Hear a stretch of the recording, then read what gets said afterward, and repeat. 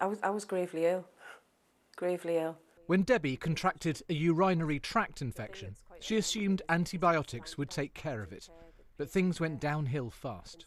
I developed sepsis. So your body sort of goes into overdrive and it attacks itself. They started pumping antibiotics into me, and then as each day passed, they found that antibiotic wasn't working. I was deteriorating day on day. Why weren't these antibiotics working? I found out that I had antimicrobial resistance.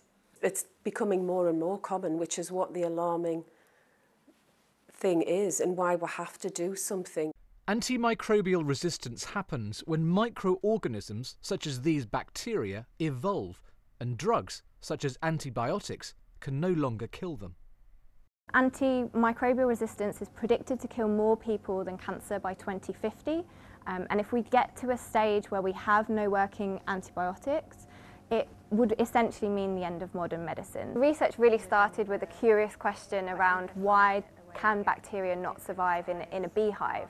And one of the main reasons for that is the natural antimicrobial properties of honey. Honey has been used as a treatment for infection for centuries. It contains natural antibiotics which can kill bacteria. The problem is, it's sticky, which means it's very difficult to use in surgery or on a wound. We're taking it from something that's thick and sticky and turning it into sprays, creams and powders that can be easily applied to lots of different parts of the body. Honey-based medical gel has already been developed. The team here want to take that idea further. This is our simulated wound. It's killing the bacteria. Here we have our emulsion that's got the droplets of the honey.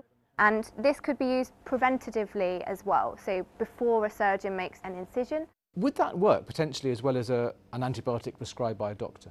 Yep, so this is an alternative to using an antibiotic. And what's really promising about this honey is that it's already been shown to kill bacteria that are resistant to conventional antibiotics, such as the superbug MRSA. The 6th antibiotic doctors tried on Debbie did work, but she very nearly died, and welcomes a different approach to fighting infection. Part of the double-edged sword of being a survivor is the fact that so many people don't make it. We'll have to support research so that we'll find other methods of treating infections. It's hoped that if funding is found, these products will be brought to medical trial in the next few years. Tim Muffet, BBC News.